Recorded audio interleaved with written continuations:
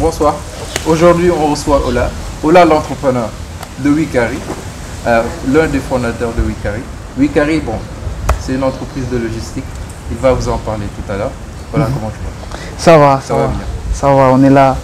Comme un vendredi. C'est ça.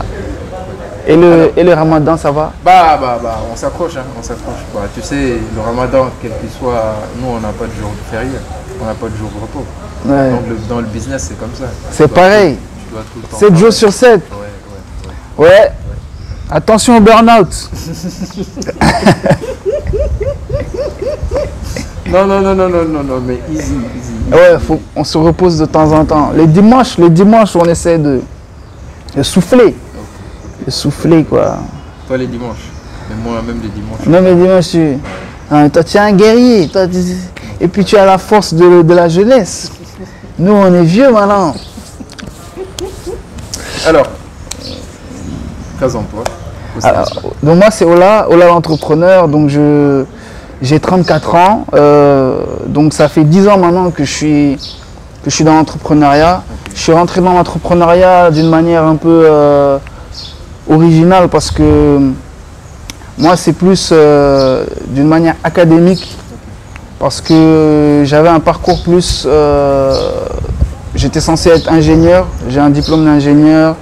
Et pendant mes études, j'ai rencontré des gens, notamment une personne qui m'a marqué, qui est un ami qui s'appelle Modibo, qui lui est entrepreneur et il a attisé ma curiosité sur tout ce qui est entrepreneuriat. Il m'a recommandé mon premier livre sur le sujet vraiment développement personnel entrepreneuriat qui s'appelle Les 7 habitudes de ceux qui réussissent tout ce qu'ils entreprennent de Stephen Covey. Et de fil en aiguille, du coup, je suis allé faire un an en école de commerce à Paris. C'est une école qui s'appelle ESCP Europe. Et il fait une formation sur tout ce qui est entrepreneuriat et innovation. Et là, du coup, ils ont pris mon cerveau, ils ont fait comme ça.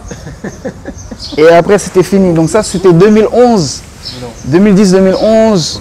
Très intéressant, c'était une expérience vraiment très intéressante. Et donc, je me suis dit, bon, je sors d'école, j'avais 25 ans. J'ai pas de charge, j'ai pas d'enfant, j'ai pas de problème. Il faut juste que j'arrive à avoir de l'argent pour payer mon loyer et payer les petits trucs par-ci par-là. Je me suis dit on va essayer de faire quelque chose. Et donc c'est comme ça qu'on est tombé sur le projet Wikari parce que j'avais des choses à envoyer au pays, donc au Bénin. J'ai eu du mal à les envoyer donc à partir de Paris. J'ai appelé des collègues ici à Dakar, dont Youssou.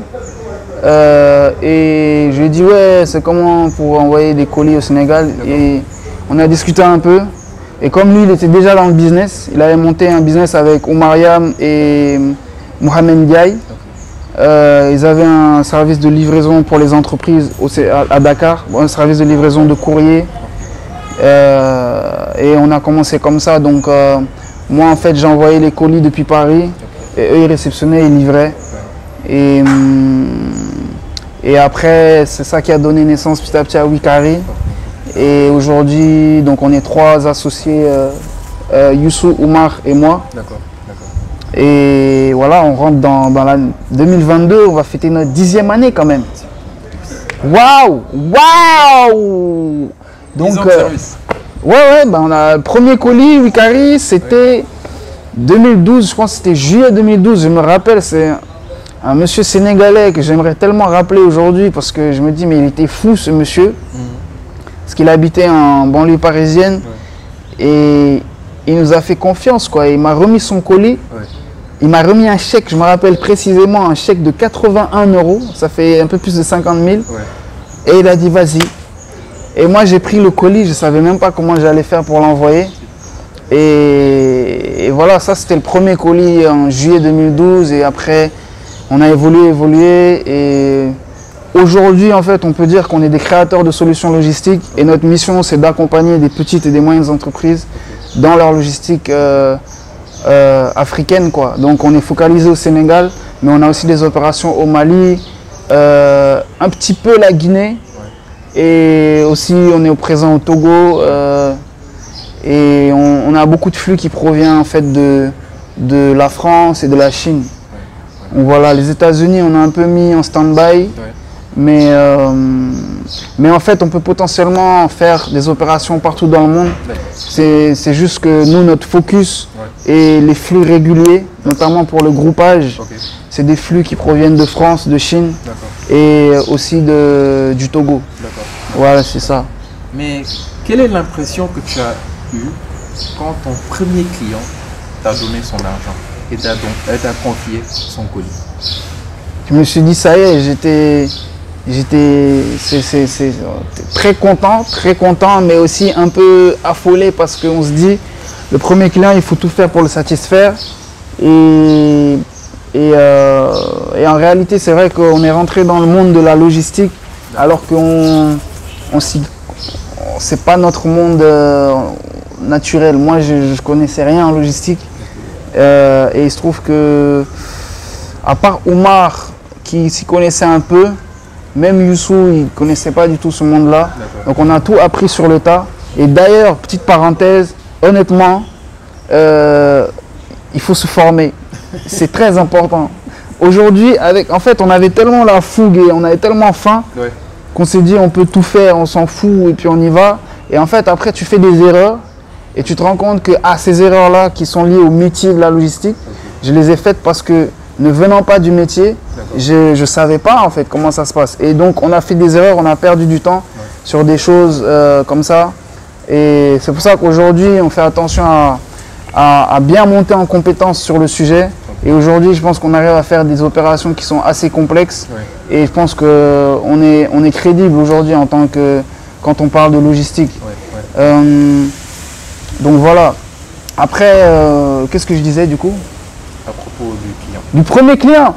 Le premier client, heureusement, il a été satisfait et c'est lui qui a permis d'amener les autres clients, tu vois. Le bouche à oreille. Exactement, le bouche à oreille.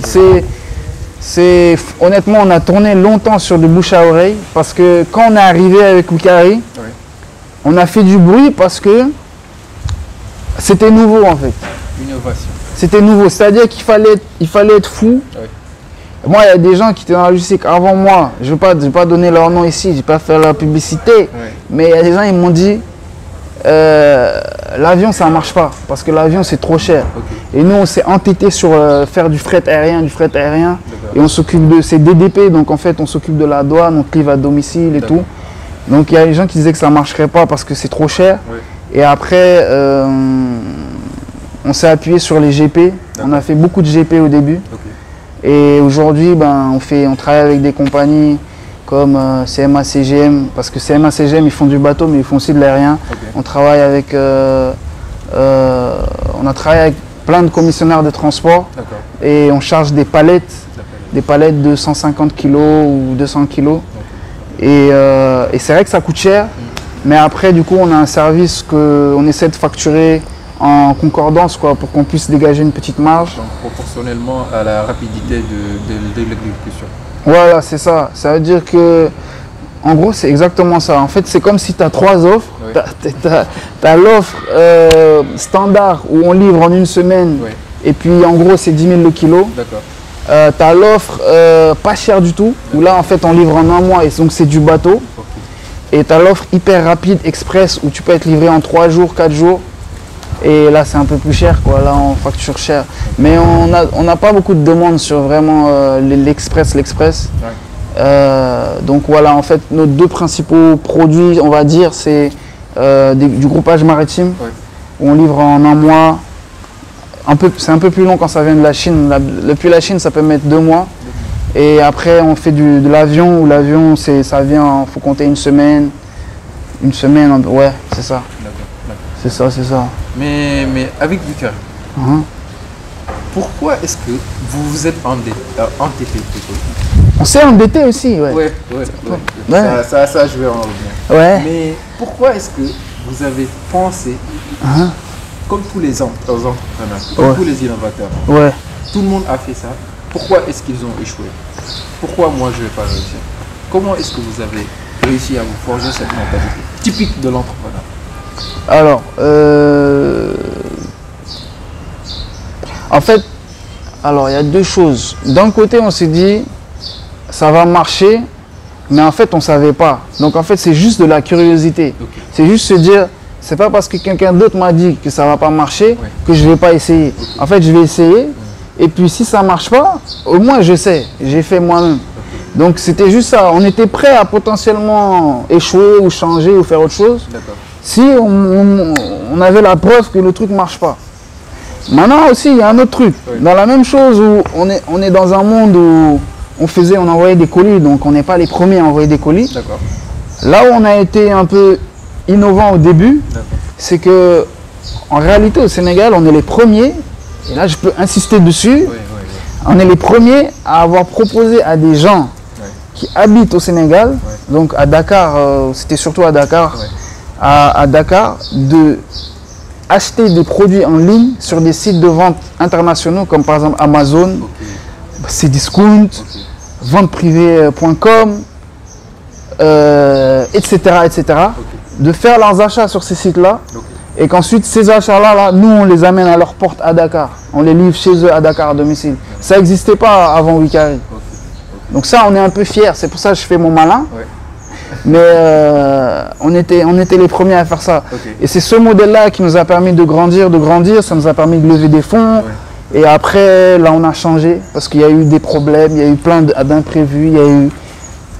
C'est l'entrepreneuriat, donc on a changé de modèle, on continue à faire ça. Ouais. On a beaucoup de commandes Amazon. Ouais. Là, au bureau, il y a des... j'ai vu des colis de notamment AliExpress, des trucs comme ça. Mais ça, c'est même le grand public, peut-être ceux qui ne sont pas trop proches de nous, Ouais. ils nous connaissent encore pour ça. D'accord. Mais en réalité, la majorité de notre chiffre d'affaires aujourd'hui, il n'est pas fait sur ce type d'opération-là. Ok. Ok. Voilà, il est plutôt fait sur des entreprises qui ont des activités ici, au Sénégal, à Dakar, à Hambourg, à Saint-Louis, et ils ont des fournisseurs à l'étranger. D'accord. Et ils ont besoin d'être accompagnés pour gérer le paiement de leurs fournisseurs, l'acheminement des produits, et la livraison, le dédouanement. Donc on est devenu un peu comme, on va dire, un transitaire, comme il y en a plein. Ouais. Et sauf qu'on essaie de vraiment proposer un service de bout en bout. D'accord. C'est un peu un one-stop shop, comme on dit. On fait du door-to-door. On n'est pas des door-cat, hein, mais on fait du door-to-door. Ok. Et du coup, c'est ça notre positionnement. Et ce qui est intéressant, c'est que quand tu rentres dans ce milieu-là, Ouais. après, il faut encore, comme au début, chercher un moyen de se différencier des autres, tu vois, de se différencier de quand on regarde tous les transitaires au Sénégal ou tous les transporteurs internationaux au Sénégal, D'accord. on va dire pourquoi j'ai choisi Wikari et pas un autre, tu vois. Et c'est là où on essaie d'être différent. Ok. Et je peux pas tout dire là, je peux pas tout dire. Mais on va dire qu'il y a des choses qu'on est en train de tester, il y a des choses qu'on a déjà commencé. Une des choses que je peux dire notamment, c'est que on fait du dégroupage. D'accord. Du dégroupage. Donc le dégroupage, c'est une opération un peu technique D'accord. qui consiste à éclater les différentes marchandises qui sont au sein d'un même conteneur. D'accord. Tu les répartis en fait dans des lots séparés que tu remets à chaque destinataire séparément. Et chaque destinataire fait sa démarche de douane et de transit séparément sur le lot. Donc c'est-à-dire qu'au lieu d'avoir un conteneur où tu as une seule douane pour le conteneur, D'accord. tu as un conteneur où tu peux avoir 12 douanes, 20 douanes différentes sur le même conteneur. Donc ça, c'est un truc un peu technique Ouais. qu'on a commencé à faire là, il y a quelques semaines là. Ouais. Et on communique pas beaucoup dessus, mais c'est quelque chose d'assez intéressant. Et il y a d'autres choses comme ça qu'on va être amené à développer, quoi. Mais j'espère qu'il y a de la marge là-dessus. Oui, alors c'est des choses où c'est gourmand en trésorerie, parce que des fois il faut sortir Le cash. voilà, il faut sortir du cash pour faire les démarches au port et tout. Mais après, une fois que c'est terminé, en fait, comment ça fonctionne, c'est que le conteneur arrive au port, il faut gérer le dépotage du conteneur. Donc faire sortir déjà le conteneur du port, il sort sur un camion et il vient au niveau de notre entrepôt. Donc on a un partenaire avec qui on travaille au niveau de l'entrepôt parce que c'est notre partenaire qui a géré une partie des autorisations, des agréments et tout. Et une fois que le conteneur arrive, on le décharge, on stocke les marchandises à l'entrepôt et chaque destinataire vient à l'entrepôt faire sa douane, parce que c'est un entrepôt sous douane en fait. Donc pour faire ça en fait, toute cette démarche là, de faire sortir, de faire le dépotage, tout ça, de stocker, tout ça, ben, y a de l'argent qui sort.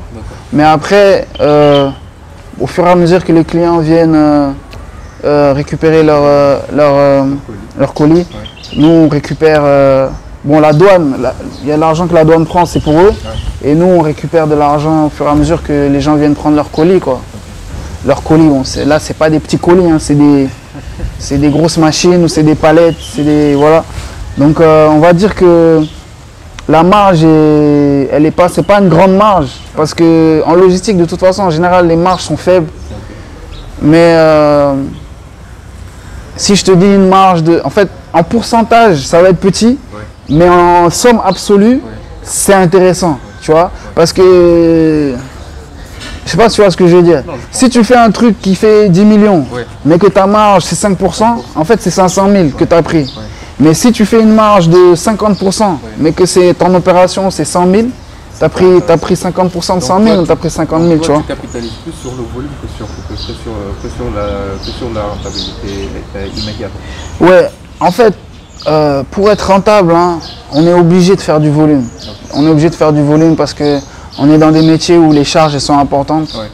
Donc on est obligé de faire du volume. C'est ça, il n'y a pas vraiment le choix. Donc là ça va, hein, ça tourne et puis il y a les conteneurs arrivent, donc ça va augmenter encore avec le temps. On a toujours notre activité traditionnelle aussi qui continue à tourner. Donc l'idée c'est juste de prendre Wikari à l'instant, à l'état actuel et de continuer à le faire grandir, quoi. De continuer à augmenter les volumes et tout ça. On est au début, quoi. Enfin, même si on a 10 ans, on est des bébés, on est des enfants. Bien sûr. Il faut qu'on continue à pousser. Il faut relativiser. Vous avez encore beaucoup de choses à faire. Exactement, on a beaucoup de choses à faire. Moi j'ai connu Wikari, c'était en 2015. Ok. Je me souviens très bien. T'as commandé ou pas? J'ai pas encore commandé. Non. Mais je le ferai, t'en fais pas. Ce sont des initiatives à vraiment encourager. Parce que voilà, même pour ceux qui sont dans la diaspora, on sait beaucoup que voilà, vous avez des colis à envoyer, vous avez beaucoup de choses à envoyer. Pour les entreprises aussi, bon, je vous recommande de contacter Wikari, d'aller les voir pour qu'ils puissent travailler avec vous. 10 ans d'expérience, c'est pas 10 mois, c'est pas 10 jours. C'est quelque chose de vraiment véridique. Vous avez travaillé dur pour en arriver là. Donc vous avez un capital confiance, un capital sympathie de la part de vos clients. Donc c'est réellement quelque chose d'intéressant. Remercie à tous nos clients fidèles. Oui. Mais Ola, j'aimerais te poser une question qui est un tout petit peu plus sensible. Dis-moi. Vous en tant qu'entrepreneur. Oui. Nous en tant qu'entrepreneurs. Comment est-ce que tu fais pour gérer, toi le technicien, du marketeur, du financier et de l'aspect organisationnel? Le technicien... Tu sais, le technicien, lui, il est obnubilé par la solution que j'apporte. La solution. Le marketeur, lui, il est obnubilé par comment est-ce que je dois vendre. Le financier, c'est lui qui va essayer de voir comment est-ce que je vais réguler les comptes. Je vois. Parce que la dernière fois, on en avait discuté, mais on avait dit au début, bon, ces gens-là, ils sont là juste pour parler. Qu'est-ce qu'ils font dans l'entreprise? Non, j'ai pas dit ça. Coupez. Non, on va couper. Non, je rigole, non. Mais en fait, c'est ça qui est intéressant, c'est que lorsqu'on lance le business, c'est des humains qui se rencontrent et il faut s'organiser pour, tu vois. Donc on a eu de la chance d'avoir des bons éléments, des très bons éléments au début. On a grandi, au fur et à mesure que tu grandis, tu es un peu plus médiatisé. Il y a beaucoup de gens à un moment qui veulent rejoindre l'équipe. Nous, à notre moment où on était au top, c'était juste après la levée de fonds, donc 2017. On a recruté et tout. À un moment, on est monté jusqu'à 25-30 personnes. Et aujourd'hui, on est beaucoup moins. On a perdu du monde. On n'est même pas une quinzaine là. Mais en fait, comme tu dis, on se rend compte qu'il faut non seulement recruter des bons éléments, mais en plus, il faut arriver à faire que ces bons éléments-là, ils travaillent ensemble.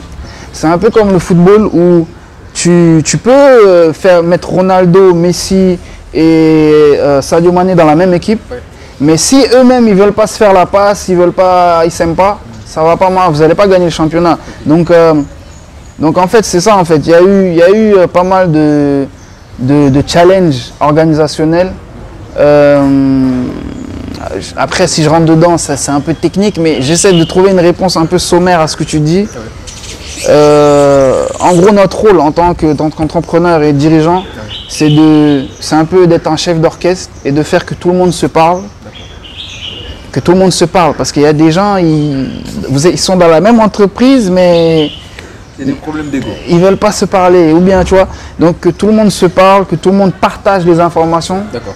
Et qu'il y ait une ambiance qui soit positive pour le travail, qu'on ait envie de travailler ensemble. D'accord. Donc voilà, hein, c'est essentiellement ça. Aujourd'hui, si je peux parler de l'état actuel, aujourd'hui, on a beaucoup retravaillé sur l'organisation de notre service financier.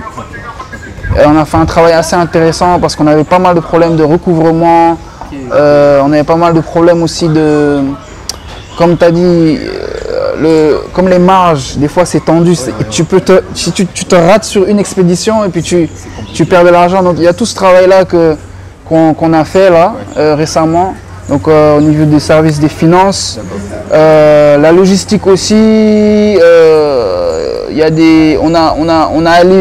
on a allégé la machine. D'accord. Sur l'aspect financier, tout à l'heure. Oui, donc je disais, ouais, on a beaucoup travaillé sur l'organisation de la finance. Et un des principes très importants, c'est pas une bonne nouvelle pour nos clients, mais c'est d'encaisser l'argent au début.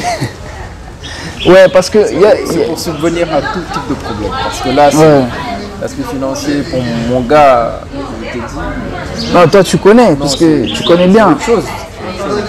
Parce que tu sais, il y a une culture du livret payé, qui est une culture aussi qui a été favorisée par les GP. Et en fait, on s'est rendu compte que ça crée des problèmes. Notamment lorsque tu commences à faire des opérations avec des entreprises. Et pareil, je peux pas citer de nom, mais je sais qu'il y a des entreprises. On a livré le conteneur en entier. Et on s'est dit, on livre le conteneur, ils nous payent. Mais non, on a livré le conteneur, on n'a pas eu l'argent. Et du coup, tu vois, ça crée des problèmes. Donc en fait, on a revu un peu le fonctionnement et on facture en gros le plus tôt possible et on encaisse le plus tôt possible. En gros, c'est un peu ça. Après, maintenant, côté logistique, comme je disais, on a un peu allégé l'équipe, on a essayé de mettre des nouveaux process pour être plus fluide.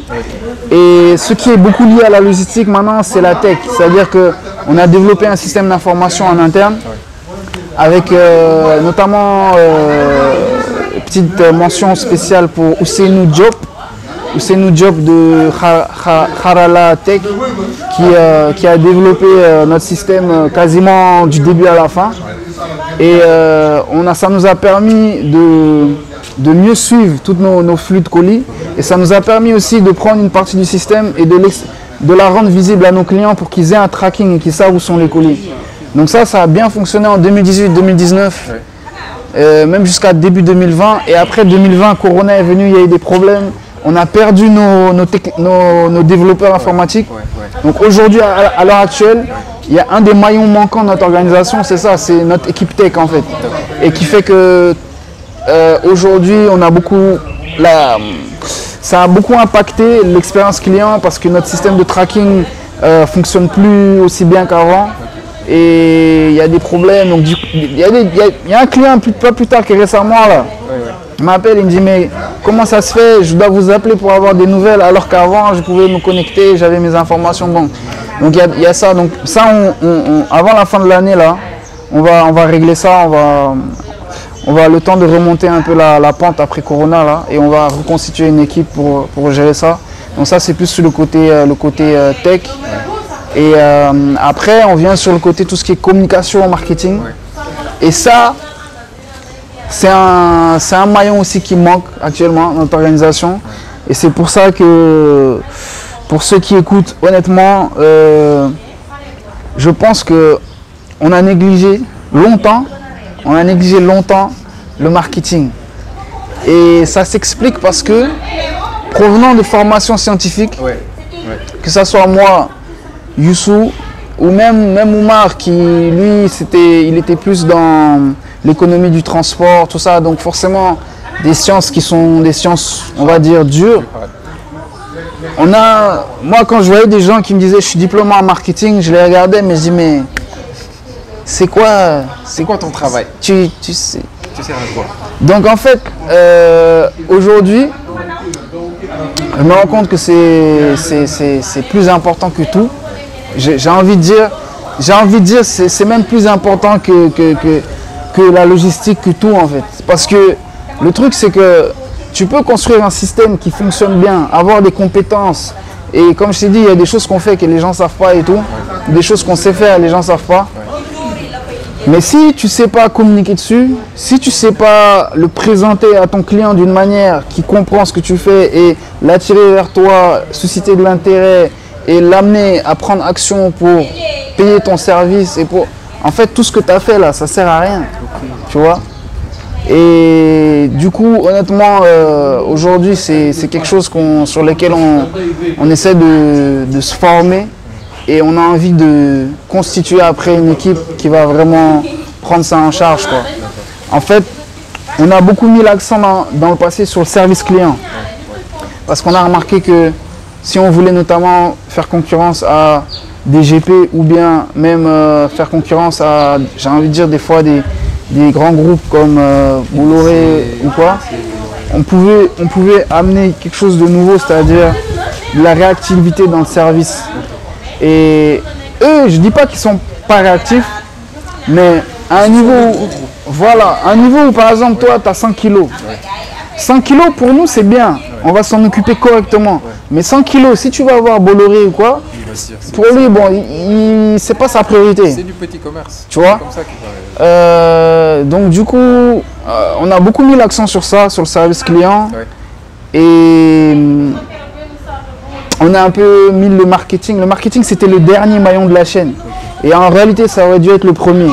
Et même rétrospectivement, au début, lorsqu'on commence, dans les années 2013, comme ça, là aussi, je peux dire, je pense qu'on fait partie des premières personnes au Sénégal, des premières entreprises au Sénégal, à avoir fait des pubs sur YouTube. C'est-à-dire qu'en 2013, vous pouvez aller sur notre chaîne YouTube, on a des petites vidéos qui sont absolument mal faites, mais où on a 50 000 vues, 100 000 vues, parce qu'en fait, on a programmé des publicités qui faisaient que, avec Google AdWords, qui faisait que la vidéo, elle était dans les publicités, là, ignorée après 5 secondes. Ça nous a amené beaucoup de visibilité, ça nous a amené beaucoup de clients. Et c'est ces années-là où chaque année, on doublait le chiffre d'affaires, en fait. Et après, on a levé des fonds et on s'est dit, ah ben c'est bon, les gens nous connaissent et tout, on n'a plus besoin de trop... On va plus trop dépenser dans le marketing et tout ça. Et ça nous a coûté très, très, très cher. Ça nous a coûté très cher. Tu vois, et je pense que même aujourd'hui, dans le milieu, on a une image où les gens savent que Wikari, ils ont fait quelque chose, ils étaient là au début et tout ça. Mais les gens sont un peu déçus.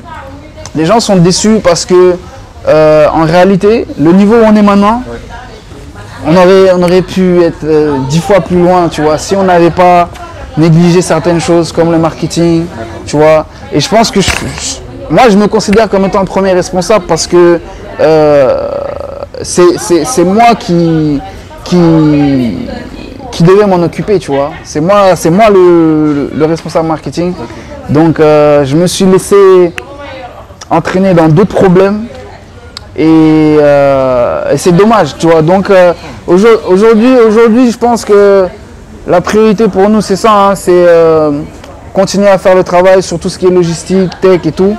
Et après, vraiment créer un service marketing solide, une petite équipe solide là, qui va tout bouleverser. Tu vois. Donc voilà, c'est un peu ça. Mais Covid. Ah, Comment tu as vécu Covid? ah, Pour moi, ça a été la période la plus prolifique de toute ma carrière. Sérieux? Je te jure. Ta carrière J'étais entrepreneur de 2 ans. Non. Avant, j'étais dans le game, mais je n'étais pas visible, quoi. Et depuis 2 ans, avec le Covid, j'ai explosé. T'as franchi un palier, quoi. Mais C'est super. Comment est-ce que toi, tu as géré tout ça? Alors, Corona, il y a des gens dans la logistique qui s'en sont bien sortis. Mais nous, nous, ça nous a frappé négativement parce que, comme je disais, notre principale source de revenus, elle est sur le groupage. Et groupage aérien, groupage maritime. Groupage aérien, qu'est-ce qui s'est passé? Les vols qu'on avait l'habitude de prendre, tout était bloqué. Il y avait beaucoup moins d'offres et tout le monde allait sur des offres cargo. Et il y avait un embouteillage et du coup on n'avait plus de visibilité sur les dates d'expédition.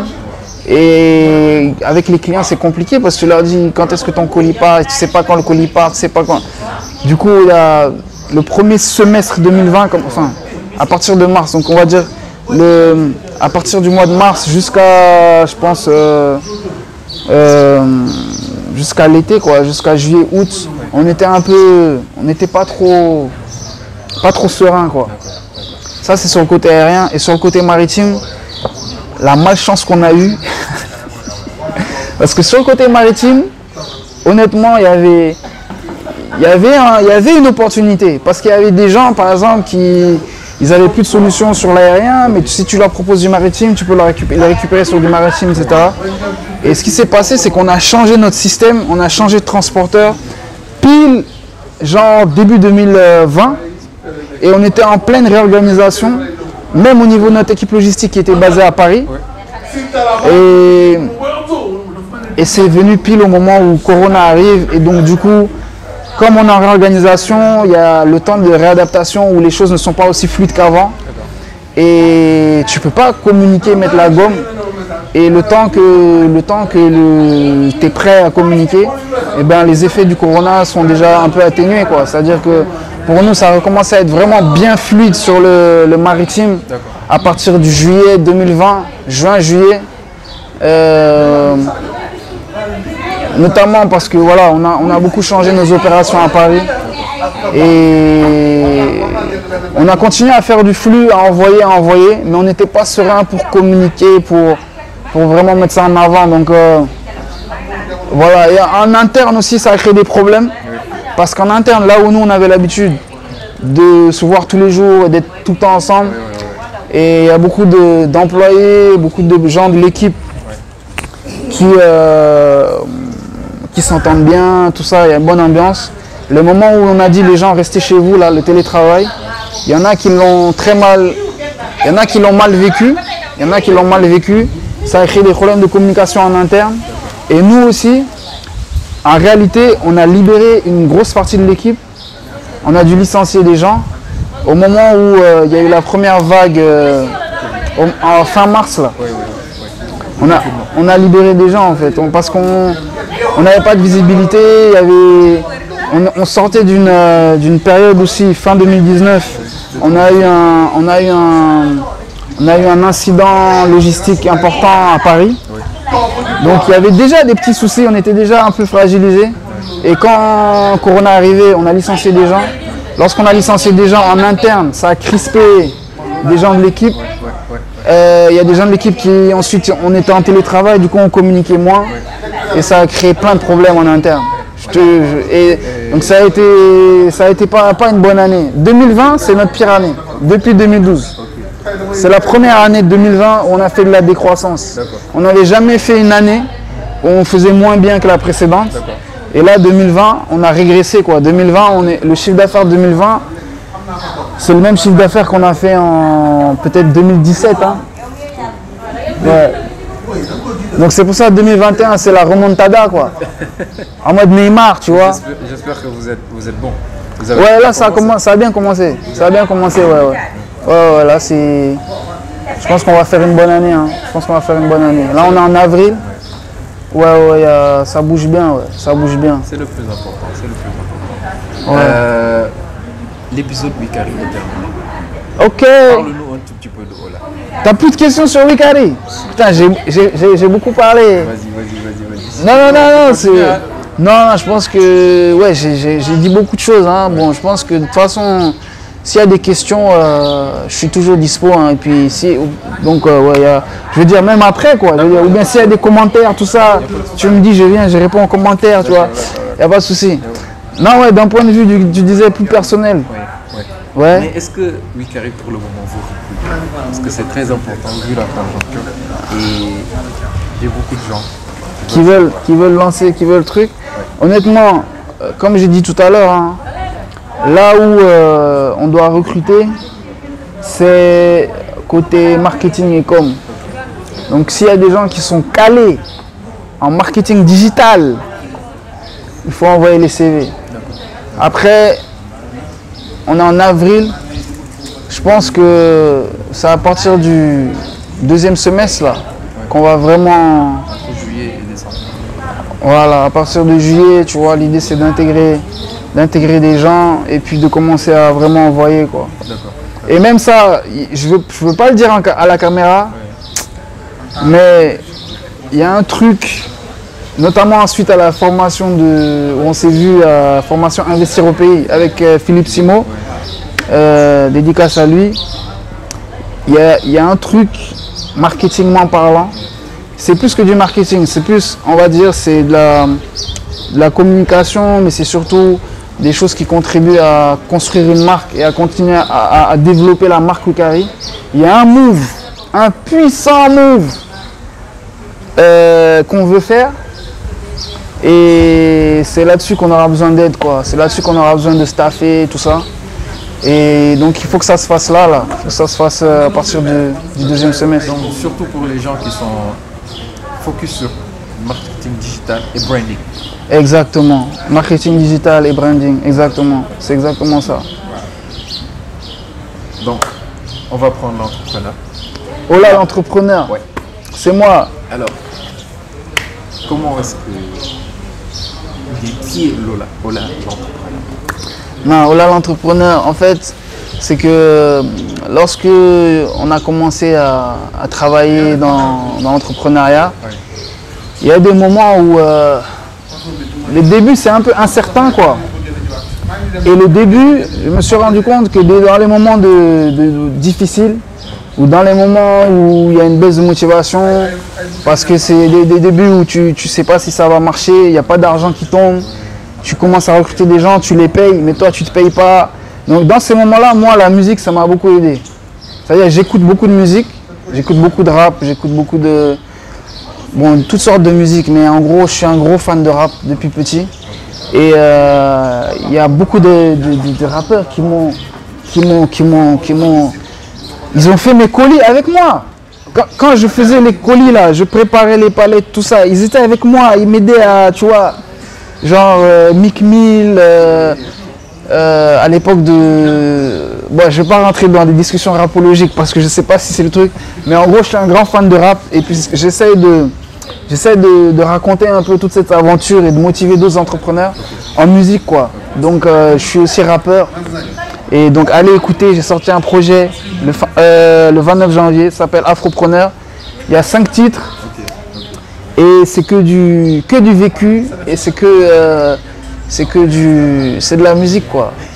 C'est ça. Mais l'aventure entrepreneuriale, c'est autre chose, mon gars. Quand tu rentres dedans, c'est comme si tu étais pris par une fièvre non seulement enivrante, mais excellente. Ouais, franchement, c'est une aventure humaine. Quand même dire Youssou, Oui. mon associé, c'est une aventure humaine. Oui. Et moi, je pense que j'ai gagné un peu d'argent. Oui. C'est vrai. Oui. J'ai gagné un peu d'argent. Mais ce que j'ai beaucoup gagné dans toute cette expérience-là depuis 10 ans, c'est l'humain. C'est l'humain. J'ai beaucoup évolué. J'ai toujours mes défauts. J'ai beaucoup de défauts et tout ça. Mais j'ai beaucoup appris sur moi-même. J'ai beaucoup appris des autres. Et j'ai vécu des expériences assez fortes. Des fois en positif, des fois en négatif. Et tout ça, c'est super. Je dirais pas que je me suis fait je me suis fait quelques amis, quelques ennemis peut-être aussi. Mais tout ça, c'est le jeu, tu vois. C'est le jeu, on est là, on joue. C'est le règle du jeu. Et Donc, puis il faut les on... accepter très Voilà, c'est ça. Et puis à la fin, il n'y a que le Tout-Puissant qui connaît la fin du match. Nous, on est là, on joue seulement. Mais quand même, tu mets toutes les chances de ton côté. Voilà, bien sûr, bien sûr. On essaie de pas faire la même erreur deux fois, tu vois. On essaie de pas faire la même erreur deux fois. Et Et aujourd'hui même, on essaie d'éviter certaines erreurs que nous on a faites. Ouais. On ne veut pas que les autres les fassent. Ouais. Notamment, je disais tout à l'heure, sur continuer à se former, continuer à lire des livres. C'est très important. Nous, ça a fait partie de... Moi, personnellement, je sais que j'ai arrêté de lire pendant un moment. J'aurais pas dû. Aussi, se faire conseiller par des plus expérimentés, des mentors qui sont disponibles, être là pour vous aiguiller, être là pour truc. C'est très important. Et puis aussi, développer de l'empathie et de l'écoute. Moi, je suis quelqu'un de très... J'aime bien quand ça va vite. Et des fois, je préfère partir seul. Mais en fait, quand on dit, quand tu pars seul, tu vas vite. Mais quand tu veux partir loin, il faut partir ensemble. Ouais. Et du coup, même humainement, c'est pour ça que je dis qu'humainement, moi, ça m'a beaucoup... surtout en côtoyant mes associés, l'équipe, tout ça, je me suis rendu compte que des fois, il faut, tu vois. Et puis, j'ai découvert aussi la culture sénégalaise, très belle culture, très beau pays. Donc, on est content, quoi. Que du bonheur. Mais après, il faut qu'on te retrouve une deuxième femme, comme ça, tu vas rester définitivement ici. Bon, il y a Fatkine a dit non. Tu vas vivre la teranga sénégalaise à fond, quand même. Non, c'est... Dieu seul sait, Dieu seul sait, Dieu seul sait. Mais tu dis pas non, quand même. Non, c'est Dieu qui sait. C'est Dieu qui sait. Moi, je sais pas. Mais actuellement, honnêtement, c'est pas dans mes priorités, quoi. Ok. C'est pas dans mes priorités. Après... Mais ça peut changer. On verra. Mais la minute de... Oh là, merci beaucoup. On est ensemble. Vraiment. J'allais vous... J'aurais fait un petit freestyle, mais... Attends, celui de la fois dernière, là. C'était quoi? Ça faisait comment? L'argent, c'est fait pour être dépensé. Avant de le dépenser, il faut le gagner. Attention, faut pas tout manger. Au début, tu avais faim. Cette faim, faut la garder. Pas facile de démarrer. Le plus dur, c'est de durer. L'an dernier, quelques startups, on a dû enterrer. Les tâches, faut les gérer. Ça s'appelle manager. Gérer les gens, c'est dur. C'est ça qui s'appelle diriger. Sacré-Cœur, on a bougé. Mon frère, on a déménagé. Souvenirs en quantité. Beaucoup de bons, quelques mauvais. Pas facile d'embaucher. Le plus dur, c'est de licencier. C'est possible de débaucher. Il faut prévoir quelques billets. J'espère qu'on te recevra une prochaine fois. Avec plaisir. D'ici là, j'espère que Wikari va exploser. Exploser, il faut prier pour nous. Non, faut pas prier. Après, on va partager l'argent. Il faut que tout le monde vienne Inch'Allah. participer à la Ouais. Si vous avez des colis à envoyer, des colis à déplacer de manière internationale, des colis qui doivent traverser 1, 2, 3 frontières, pensez à Wikari. On est des créateurs de solutions logistiques. On est là pour vous.